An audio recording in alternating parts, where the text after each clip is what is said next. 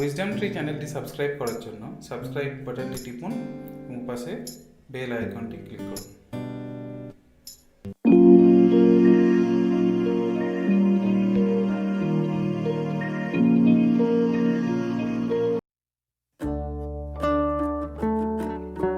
সাধারণত আমাদের ইনভেস্টমেন্ট বা বিনিয়োগের চারটি মূল স্তম্ভ হলো, এক হচ্ছে পোর্টফোলিও ক্রিয়েশন, অর্থাৎ আমরা যখন কোনো স্টক বা মিউচুয়াল ফান্ডস বা একাধিক স্টক বা মিউচুয়াল ফান্ডস কিনি।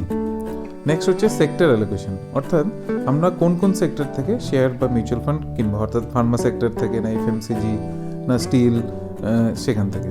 থার্ড হচ্ছে রিস্ক ম্যানেজমেন্ট, অর্থাৎ যেখানে আমরা এমনভাবে সুন্দর করে পোর্টফোলিওটাকে বা মিউচুয়াল ফান্ডকে গুছিয়ে কিনবো যাতে আমাদের মার্কেটের ওঠানামার সাথে আমাদের পোর্টফোলিও কিন্তু খুব বেশি ক্ষতি কিন্তু না হয়।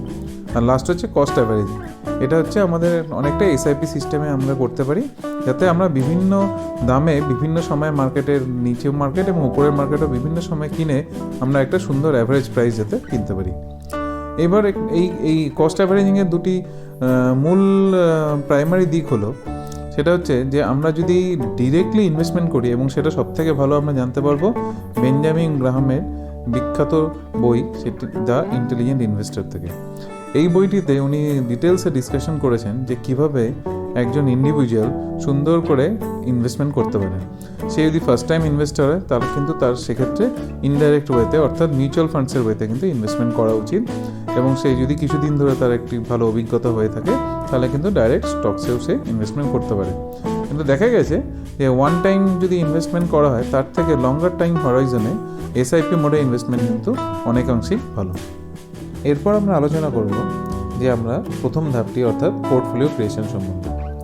এক্ষেত্রে আমাদের সবার আগে খেয়াল রাখতে হবে যে আমরা যখনই কোনো পোর্টফোলিও বানাবো, সেটা মিউচুয়াল ফান্ডস হোক বা ডাইরেক্ট স্টক মার্কেটে স্টকসই হোক, সেখানে কিন্তু আমরা আমাদের পোর্টফোলিওটাকে কিন্তু ডাইভার্সিফাই করবো, অর্থাৎ আমাদের ইনভেস্টমেন্ট যেন কোনো সময় যেন পার্টিকুলার এক জায়গায় যেন না হয়। অর্থাৎ আমরা যেমন স্টকসে বা মিউচুয়াল ফান্ডসে করতে পারি ইকুইটিতে, সেরকম কিছুটা গোল্ডেও করব, কিছুটা ফিক্সড ডিপোজিটেও করব, যাতে বিভিন্ন অ্যাসেট ক্লাসে আমাদের ইনভেস্টমেন্টটা থাকে।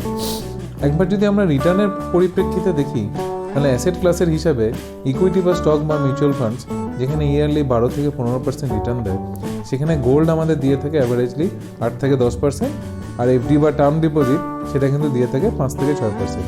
অর্থাৎ কিন্তু এক্ষেত্রে একটা জিনিস খেয়াল রাখতে হবে যে ফিক্সড ডিপোজিট বা বিভিন্ন পাবলিক সেক্টর ব্যাংকসের ক্ষেত্রে তো খুবই ভালো, এছাড়া প্রাইভেট কোম্পানি যাদের ইকরা বা ক্রাইসিল রেটেড প্লাস রেটিংসের ডেট ইনস্ট্রুমেন্ট থাকে বা বন্ড থাকে, সেগুলোও কিন্তু অনেকটা আমাদের ক্ষেত্রে সেফ অ্যাসেট বা সিকিউর অ্যাসেট হিসেবে গণ্য করা যেতে পারে। এরপর আমরা আলোচনা করব বিনিয়োগের দ্বিতীয় ধাপ অর্থাৎ সেক্টর অ্যালোকেশন সম্বন্ধে। আগেই আমরা বলেছি যে আমাদের পোর্টফোলিও বা যেখানে আমরা স্টকস বা মিউচুয়াল ফান্ড ইনভেস্টমেন্ট করব, সেটা কিন্তু আমাদের যেন ডাইভার্সিফাই হয়। আপনি যদি খেয়াল করেন তাহলে দেখবেন যে 2020 সালে যখন স্টক মার্কেট ঊর্ধ্বগতিতে ছিল, তখন কিন্তু সবকটা সেক্টর কিন্তু ভালোভাবে ওঠেনি। যে সেক্ষেত্রে আইটি বা ফার্মা যতটা উঠেছে, ব্যাংকিং কিন্তু ততটা ওঠেনি, শেষের দিকে কিছুটা উঠেছে, বা এফএমসিজি কিন্তু ততটা হিসাবে গ্রো করেনি। কিন্তু আমরা যদি সুন্দরভাবে সমস্ত সেক্টর জুড়ে ইনভেস্টমেন্টটা করি, তাহলে যে বছরে যেই টাইপ অফ স্টকসই উঠুক না কেন, আলটিমেটলি টোটাল আমাদের পোর্টফোলিওটা কিন্তু গ্রোথ হবে। আমরা এখানে কিন্তু একটা মডেল 1 লক্ষ টাকার পোর্টফোলিও নিয়ে আলোচনা করব। আমরা এখানে 1 লক্ষ টাকার পোর্টফোলিওতে 6টা সেক্টরকে নির্বাচন করেছি আগামী 2021 সালের জন্য। একবার দেখে নিই কী কী শেয়ার আমরা নির্বাচন করেছি। ব্যাংকিং সেক্টরস থেকে আমরা নিয়েছি এসবিআই এবং আইসিআইসিআই ব্যাংককে, ঠিক সেরকমই আইটি থেকে নিয়েছি আমরা ইনফোসিস, টিসিএস এবং এসসিএল টেককে। ফার্মা সেক্টর থেকে আমরা নিয়েছি সান ফার্মা, গ্র্যানিউলস এবং লুপিনকে। কেমিক্যাল সেক্টর থেকে আমরা নিয়েছি বালাজি অ্যামিন্স, দীপক নাইট্রেটকে। এফএমসিজি সেক্টর থেকে আমরা নিয়েছি হিন্দুস্তান ইউনিলিভার, আইটিসি এবং বেক্টর ফুড, নতুন একটা আইপিও বেরিয়েছে তাকে। এবং অন্যান্য সেক্টরের মধ্যে আমরা নিয়েছি বোরোসিল রিনিউয়েবল এনার্জি এবং বার্গার কিংকে। এক্ষেত্রে একটা বলে রাখি, যেক্ষেত্রে আমরা যে আলোচনা করছি আমাদের নিজস্ব কিছু ইনভেস্টমেন্টও এই সমস্ত কোম্পানিতে থাকতে পারে। এরপর আমরা আসি আমাদের ইনভেস্টমেন্টের বা পোর্টফোলিওর সবথেকে গুরুত্বপূর্ণ অংশে, সেটা হচ্ছে রিস্ক ম্যানেজমেন্ট। এক্ষেত্রে আমাদের প্রাইমারি গোল হচ্ছে আমাদের ক্যাপিটালকে প্রোটেক্ট করতে হবে, এবং যতটা সম্ভব সেফ ইনভেস্টমেন্টের মাধ্যমে আমাদের ক্যাপিটালকে গ্রো করতে হবে। আমরা কিন্তু রিস্ক নেব, কিন্তু সেটা কিন্তু ক্যালকুলেটেড রিস্ক হতে হবে, কোনো আননোটিফাইড রিস্ক কিন্তু আমরা নেব না। খুব সুন্দরভাবে যদি আমরা একটু রিস্কটাকে দেখি, তাহলে দেখুন আমাদের প্রথমে যে আলোচনা করেছিলাম, আমাদের টোটাল 1 লাখ টাকার বা টোটাল ইনভেস্টমেন্টের 60% কিন্তু আমরা ইকুইটিতে ইনভেস্টমেন্ট করছি।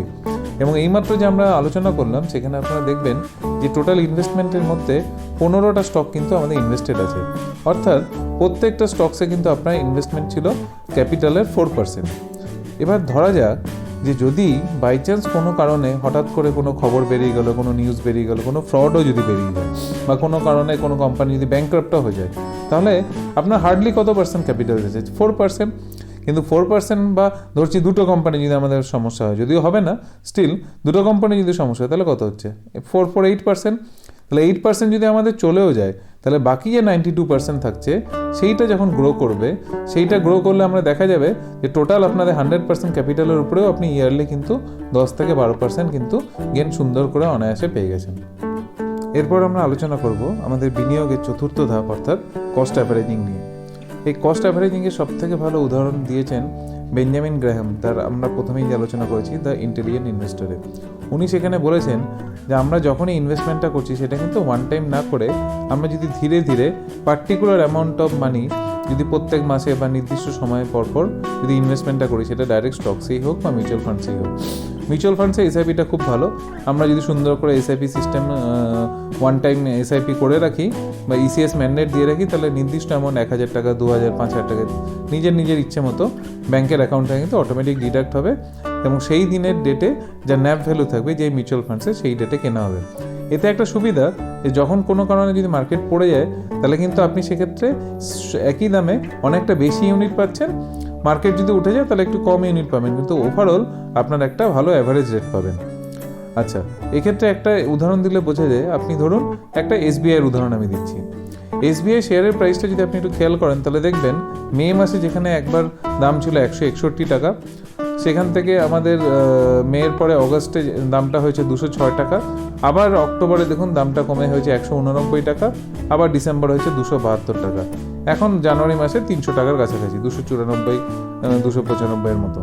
তাহলে এই যে টোটাল যে টাইমটা যে এসবিআই মুভ করেছে, এই টোটাল টাইমের মধ্যে কিন্তু অনেকবার আপস অ্যান্ড ডাউনস আছে। আপনি যদি এসআইপি সিস্টেমে করেন তাহলে দেখবেন অ্যাভারেজে কিন্তু আপনার টোটাল প্রাইস হচ্ছে 207 টাকা।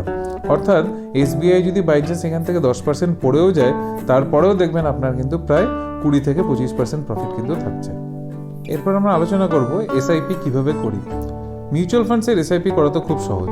জাস্ট ওখানে যখন মিউচুয়াল ফান্ড বাই করবেন, সেখানে এসআইপি সিস্টেম যদি আপনি অন করে দেন, অটোমেটিক্যালি আপনার যে ব্যাঙ্ক অ্যাকাউন্ট এবং এসআইপির অ্যামাউন্ট যদি দিয়ে দেন তাহলে এবং ডেট নির্দিষ্ট মেনশন করে দেন, তাহলে অটোমেটিক্যালি প্রত্যেক মাসে সেই ডেটে সেই পরিমাণ টাকা আপনার ব্যাঙ্কের অ্যাকাউন্ট থেকে মাইনাস হবে।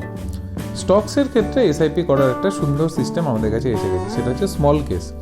স্মল কেস হচ্ছে একটা সুন্দর অ্যাপ, যে অ্যাপটা আপনি গুগল প্লে স্টোর থেকে আপনার মোবাইলে ইনস্টল করতে পারবেন। এবার আপনার যদি ডিম্যাট অ্যাকাউন্ট নিচের এই 5টি জায়গায় থাকে, অর্থাৎ Zerodha, angel broking, HDFC, Axis, Edelweiss securities বা 5paisa.com-এ, তাহলে আপনি এই স্মল কেসের মাধ্যমে কিন্তু এসআইপি করতে পারেন। স্মল কেস হলো একটা বাস্কেট অফ স্টকস, মানে অনেকটা মিউচুয়াল ফান্ডের মতো। এখানে প্রফেশনাল ইনভেস্টররা বিভিন্ন রকম বাস্কেট অফ স্টকস ক্রিয়েট করে রাখেন। সেই প্রত্যেকটা স্মল কেসের আলাদা আলাদা ভ্যালু থাকে, কোনোটা 10,000, কোনোটা 15,000, কোনোটা 20,000, 50,000, কোনোটা 1 লাখেরও হয়। আমরা নিচে যেমন একটা স্মল কেস দিয়েছি 2021-এর 1 লাখ টাকা ইনভেস্টমেন্টের, যেটার আমরা নাম দিয়েছি টপ গ্রোথ 2021।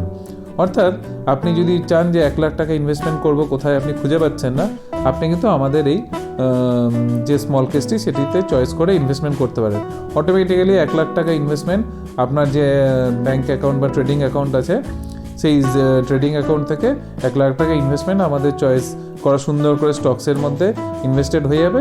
এরপরে আপনি যদি চান আবার কিছুদিন পরে, কয়েক মাস পরে ইনভেস্টমেন্ট করতে পারেন, তাহলে সেক্ষেত্রে আপনি যতটা অ্যামাউন্ট করবেন সেই অ্যামাউন্টটা দিলে সেই রেশিওতে আমাদের এখান থেকে কিন্তু আরেকবার ইনভেস্টমেন্ট হয়ে যাবে। অর্থাৎ এইভাবে স্টকসেও কিন্তু আপনি স্মল কেসের মাধ্যমে সিস্টেমেটিক্যালি টাইম টু টাইম বিভিন্ন রকম মার্কেটের আপস অ্যান্ড ডাউনসের ক্ষেত্রে সুন্দর করে এসআইপি সিস্টেমে আপনি ইনভেস্টমেন্ট করে একটা খুব ভালো অ্যাভারেজ আউট করতে পারবেন এবং খুব ভালো একটা অ্যাভারেজ পদ্ধতিতে লং টার্মের জন্য ভালো একটা ইনভেস্টমেন্ট করতে পারবেন।